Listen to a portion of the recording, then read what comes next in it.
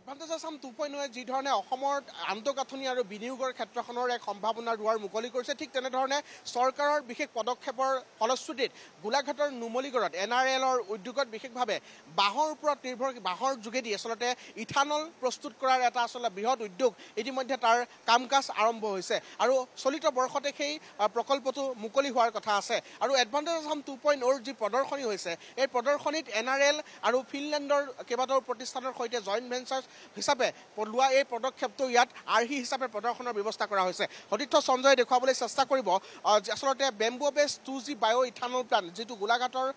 নুমলীগড়ত আচলতে ইতিমধ্যে তাৰ নিৰ্মাণ কাৰ্য ইতিমধ্যে সম্পূৰ্ণ হৈছে আৰু চলিত বৰ্ষতে সেয়া কাৰ্যক্ষম হৈ উঠাৰ কথা। অৰ্থাৎ অসমৰ যিসকল বাঁহ খেতিয়ক আছে সেই বাঁহৰ খেতি কৰা লোকসকলৰ বাবে এটা আশাৰ সঞ্চাৰ আহিছে আৰু অসম যিহেতু কৃষিপ্ৰধান ৰাজ্য আৰু কৃষিপ্ৰধান ৰাজ্যত বাঁহৰ যথেষ্ট চাহিদা আছে। অসমৰ পৰা বাহিৰলৈ যিহেতু প্ৰতি বছৰে বহু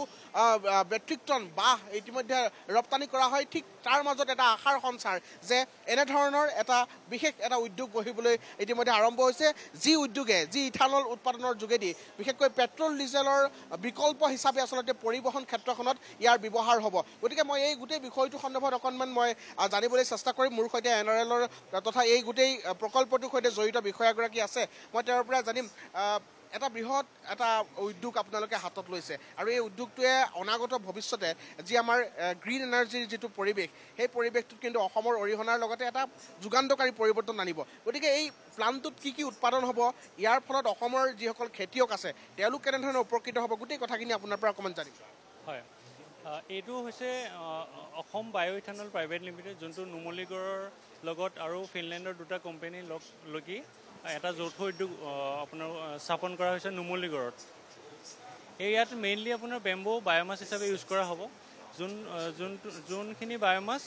4খন ষ্টেটৰ পৰা পোনপটীয়াকৈ খেতিয়কৰ পৰা ক্ৰয় কৰা হ'ব। চ' ইয়াৰ পৰা খেতিয়কসকল ভালেমান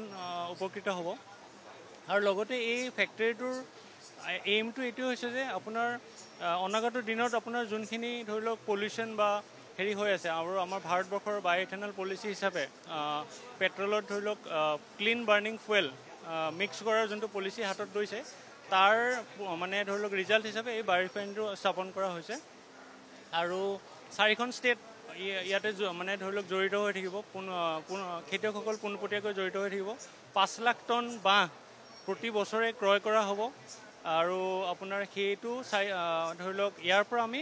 6 crore litres fuel grade ethanol বনাম আৰু ফুৱেল গ্ৰেড ইথানল বনোৱাৰ প্ৰচেছটোতে আপোনাৰ as a by product acetic acid, furfural, carbon ডাই অক্সাইড যোনটো ফুড গ্ৰেড আমি বনাম আৰু লগতে 25 মেগাৱাট ইলেক্ট্ৰিচিটি ইয়াতে জেনেৰেট হ'ব। টোটেল 5টা প্ৰডাক্ট ইয়াৰ পৰা বনিব আৰু ইয়াৰ পৰা মানে ধৰি লওক অনাগত দিনত আপোনাৰ ভাৰতবৰ্ষৰ ধৰি লওক যোনটো আপোনাৰ নেট জিৰ'ৰ যোনটো টাৰ্গেট আমি লৈছোঁ তাতে বায়' ৰিফাইনে ভালেখিনি মানে ধৰি লওক কণ্ট্ৰিবিউশ্যন ইয়াতে দিব। অসমত যিহেতু বাঁহ খেতি হৈ থাকে, গতিকে কিমান বাঁহ আপোনাৰ বাঁহ খেতিয়ক এই ক্ষেত্ৰত উপকৃত হ'ব আৰু আপোনালোকে সেই ক্ষেত্ৰত বাণিজ্যিকভাৱে বাঁহৰ খেতি কৰাৰ তাৰ বাবে আপোনালোকে কিবা পদক্ষেপ ল'ব নেকি? হয়,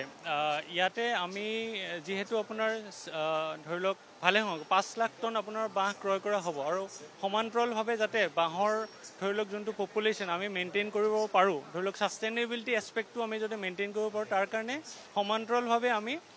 বাঁহৰ বৈজ্ঞানিক ধৰি লওক ভিত্তিত ফাৰ্মিং কৰিবৰ কাৰণে কমাৰ্চিয়েল স্কেল মানে এনাৰ্জি ফাৰ্মিং কৰিবৰ কাৰণে আমি ট্ৰেইনিং ধৰি লওক কৰোঁ আৰু ফাৰ্মাৰসকলক ধৰি লওক এৱেৰনেছ কৰাওঁ, ধৰি লওক মাৰ্কেট পটেঞ্চিয়েলটো কি হয় বাঁহৰ। আৰু লগতে ধৰি লওক এতিয়া আপোনাৰ NRLৰ ফাণ্ডিঙৰ through the forest department government of আছামৰ যোগেদি আমি 3খন হাইটেক নাৰ্চাৰী অলৰেডি যুগুত কৰি উলিওৱা হৈছে, য'ত 60 লাখ পুলি ফাৰ্মাৰৰ কাৰণে আমি ৰেডি কৰিছোঁ আৰু সেইখিনি আপোনাৰ ফ্ৰী অফ কষ্টত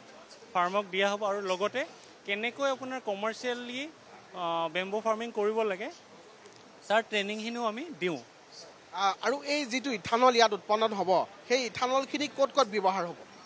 হয়, ইয়াতে আমাৰ বায়' ইথানল প্ৰাইভেট লিমিটেডৰ যোনটো ইথানল প্ৰডাকশ্যন হ'ব ধৰি লওক 6 crore লিটাৰ, সেইটো এণ্টায়াৰলি NRL ইউজ কৰিব। যেনে এতিয়াও আমি দেখোঁ যে ধৰি লওক পেট্ৰল পাম্পত 10% ইথানল ব্লেণ্ডেড মানে পেট্ৰল বুলি আছে। চ' এই আমি যোনটো ফুৱেল গ্ৰেড ইথানল বনাম সেইটো তেনেকৈ ইউজ কৰা হ'ব। ধন্যবাদ জ্ঞাপন কৰিছোঁ আৰু এয়া আছিলে এই গোটেই প্ৰক্ৰিয়াটো গোটেই প্ৰকল্পটোৰ কিছু সবিশেষ আৰু মই দৃশ্যটো দেখুৱাইছোঁ সতীৰ্থ সঞ্জয় দেখুৱাবলৈ চেষ্টা কৰিব এই প্লানটো কেনেধৰণৰ হ'ব ইয়াৰ সবিশেষ এটা আৰ্হি ইয়াত বিশেষভাৱে যিসকল ইয়াৰ দৰ্শনাৰ্থী হওক যিসকল বিদেশৰ অতিথি হওক তেওঁলোকৰ আগত প্ৰদৰ্শন কৰাৰ বাবে NRL বিশেষ পদক্ষেপ হাতত লৈছে আৰু আমি দেখুৱাবলৈ চেষ্টা কৰিছোঁ এডভান্টেজ আছাম 2.0 আমি যি সম্ভাৱনাৰ কথা কৈ আছোঁ সেই সম্ভাৱনাৰ দুৱাৰখন এই ধৰণৰ যি ইথানল যি প্ৰজেক্ট যি প্ৰকল্প আচলতে বৰ্তমান অসমত হৈ আছে ইও আচলতে বিশেষভাৱে তাত অৰিহণা যোগাইছে গতিকে স্বাভাৱিকতেই এটা আশাৰ বতৰা এটা আশাৰ ৰেঙনি এই ধৰণৰ এটা পৰিৱেশ এতিয়া শেহতীয়াকৈ অসমত উদ্ভাৱন